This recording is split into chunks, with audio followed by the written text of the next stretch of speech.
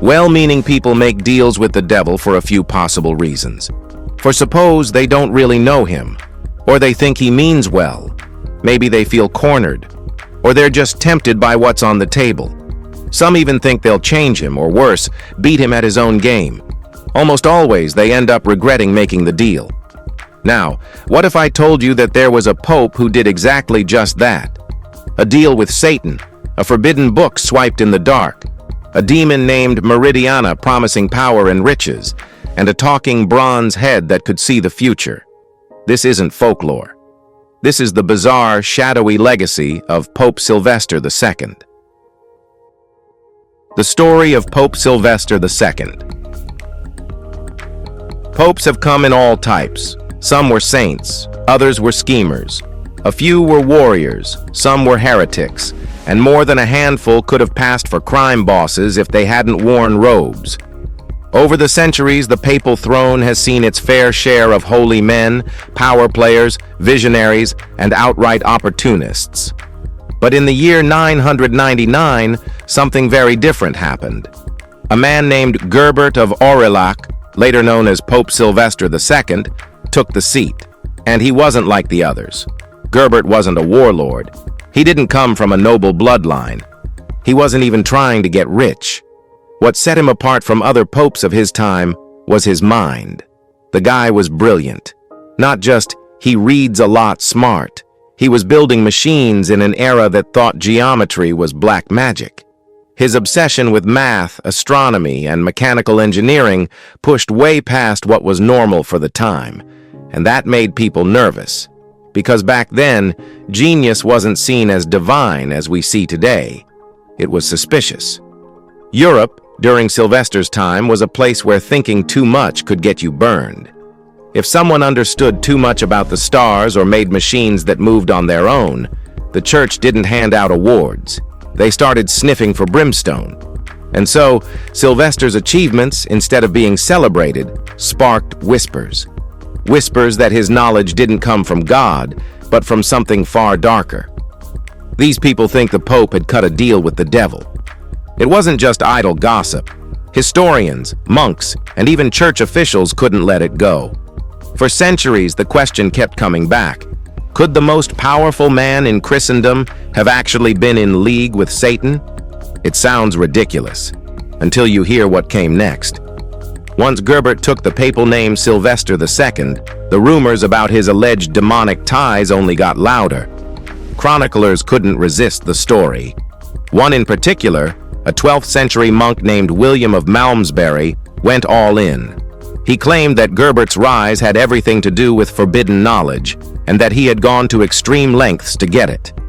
According to William, Gerbert traveled to Spain in his youth. At the time, Spain wasn't just castles and swords. It was a crossroads of Islamic, Jewish, and Christian scholarship. Especially when it came to science, Spain was ahead of its time. Gerbert showed up hungry, obsessed with learning everything he could. And that's where he met an Arabic philosopher rumored to possess a very specific book. It was not just rare, but it was forbidden. It supposedly held the complete knowledge of the dark arts as preserved by Islamic scholars. Naturally, Gerbert wanted it very, very badly. But the philosopher knew better. He refused to share it, and to be safe, he slept with it under his pillow. That didn't stop Gerbert. He shifted gears, befriended the man's daughter, gained her trust, waited patiently, and then, one night, after getting the philosopher drunk, he slid the book out from under the man's head and disappeared into the darkness. The story should have ended there. But the philosopher wasn't just a wise old man. He was an astrologer. He used the stars to track Gerbert's escape, and when he finally caught up to him, Gerbert was desperate. Cornered under a bridge, nowhere to run, he supposedly called on Satan himself. In exchange for eternal service, the devil helped him escape. And according to some versions, that deal followed Gerbert all the way to Rome. Well, now that's not even the weirdest version. In another 12th century account, this one by a Welsh writer named Walter Map, the devil didn't come to Gerbert in the form of a contract. She came in the form of a woman. Well, Yup, according to Map's version, Gerbert was studying in France at the Cathedral School of Reims when he fell in love with the provost's daughter. She didn't love him back. Rejection after rejection hit him hard, and eventually he gave up on school altogether. He started wandering the forests, aimless and broken, until one day he met something or someone who changed everything. There, in the woods, sitting on a silken carpet next to a bag of gold, was Meridiana. Not just a beautiful woman, but something otherworldly. Whether demon or witch, it didn't really matter. She mocked him for his hopeless crush and made him an offer. Love her instead, and she'd give him everything he wanted. Wealth, status, knowledge, power. He agreed, and things started happening. His academic reputation exploded. People from across Europe came to hear him teach. His rise through the church ranks felt almost predestined. But those who believed the story whispered that it wasn't Gerbert pulling the strings. It was Meridiana. She was the brain, the engine, the power behind the papal throne. And if you asked some, the real pope. Of course, legends are messy. And while these stories are great for late-night ghost stories, the truth is probably more grounded and, honestly, more impressive. Gerbert didn't need sorcery. He had raw intellect, a sharp tongue, and an eye for strategy. He built alliances with key political players, including not one but 3 Holy Roman emperors. These weren't small-time connections. They were the kind of people who could, and did, put him in power. And when he got there, he didn't just sit on a throne polishing gold. He actually tried to clean house. As Pope Sylvester II, he took on corruption in the church. He fought simony, the selling of church positions, which was basically the medieval version of pay-to-play politics. He called out clergy who kept concubines. He pushed for reforms and insisted that only men of moral character should hold religious office. So, yup, people whispered about demons and mechanical heads. But the truth? Sylvester was terrifying not because he was evil, but because he was smarter than anyone around him. He made people uncomfortable because he understood things centuries ahead of his time. And if there's one thing history proves over and over again, it's that when you're that far ahead of the curve, people don't praise you. They accuse you of witchcraft. The Talking Head. William of Malmesbury didn't stop at accusing Sylvester of making a deal with the devil. He went further. He claimed the Pope dabbled in full-blown black magic, most famously through the creation of something that, honestly, sounds straight out of a steampunk fever dream, a mechanical bronze head that could speak and see the future.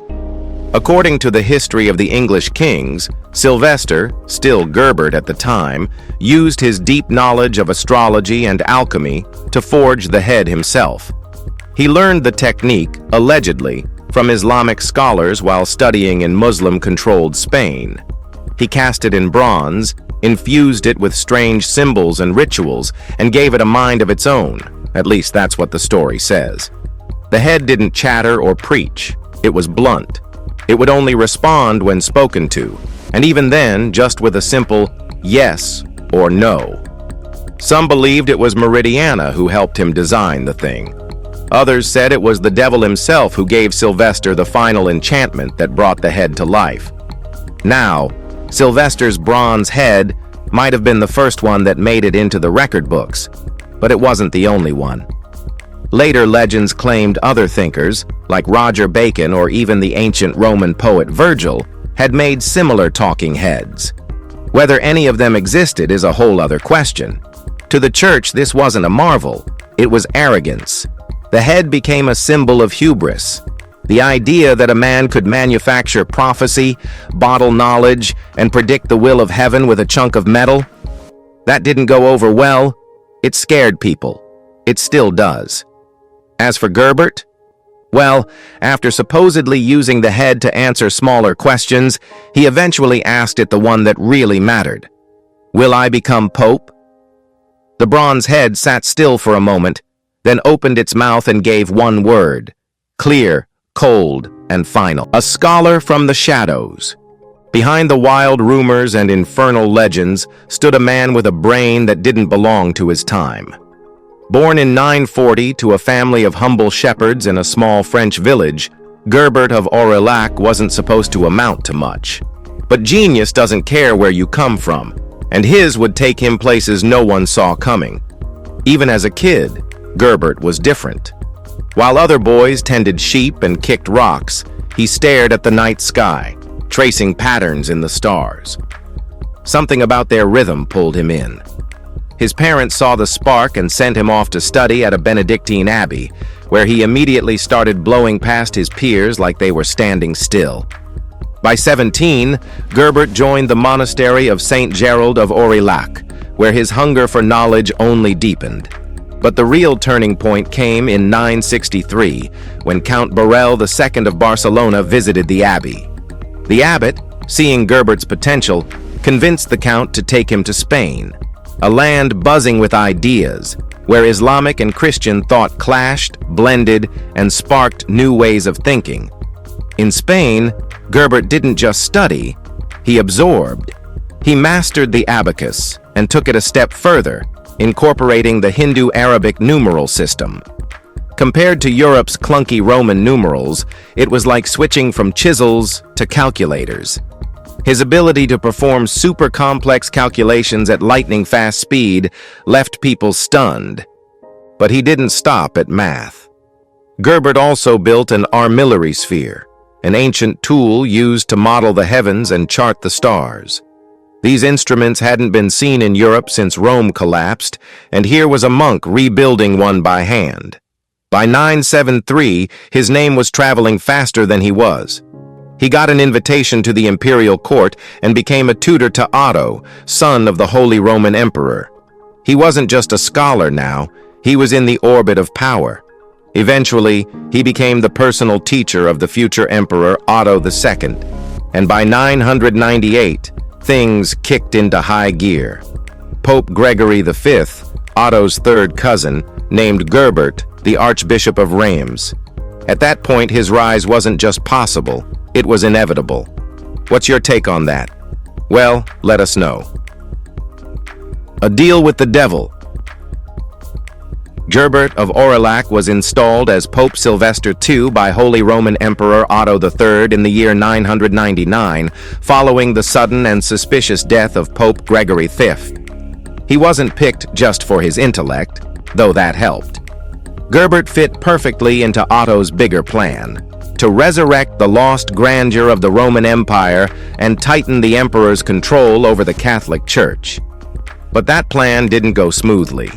Within 2 years, Rome pushed back. Hard. A full-on revolt exploded, rejecting Otto's influence and throwing the city into chaos. Sylvester had to retreat to Reims, while Otto tried to take back the capital. He failed twice. Both attempts were crushed at Rome's gates. And on the third try, fate slammed the door shut. Otto III died unexpectedly. With him died the entire vision of a reborn empire. After Otto's death, Sylvester was allowed back into Rome, but only on strict terms. He could serve as pope, sure, but he wasn't allowed to challenge the new powers running the city. It was a humiliating compromise, but one he accepted. His political clout now stripped, stories and speculation began rushing in to fill the gap. According to one of those stories, Sylvester's infamous bronze head had issued a terrifying prophecy. The devil would come to claim his soul if he ever preached in Jerusalem. Sylvester, of course, avoided the Holy Land entirely. But, as the legend goes, he missed a key detail. One day, he delivered Mass in a Roman church called the Basilica of the Holy Cross in Jerusalem. Not the city, just the name. And shortly afterward, he fell violently ill. Realizing too late that the prophecy had been about the church, not the city, Sylvester reportedly confessed everything, his pact with the devil included. He begged his cardinals to cut his body into pieces after death and scatter the remains across Rome, hoping to atone for whatever he'd unleashed. He died soon after. He wasn't dismembered. He was buried in the Vatican. And ever since, rumor claims that his tomb carries a dark inscription, and that his bones rattle inside it whenever a pope is about to die. Historically, Sylvester died in 1003, likely from illness. He was in his late 50s, an expected age for death back then, especially for someone worn down by political collapse and stress. No evidence links his illness to any sermon at the basilica. As for the tomb, the Latin inscription does exist, but medieval scholars misread it. Yield to the sound became make a sound, and just like that, a legend was born. So, what do you think about this story? Well, drop your theory below. And as always, thanks for joining us, and if you've enjoyed this video, be sure to like, share, and subscribe for more awesomely amazing content like this.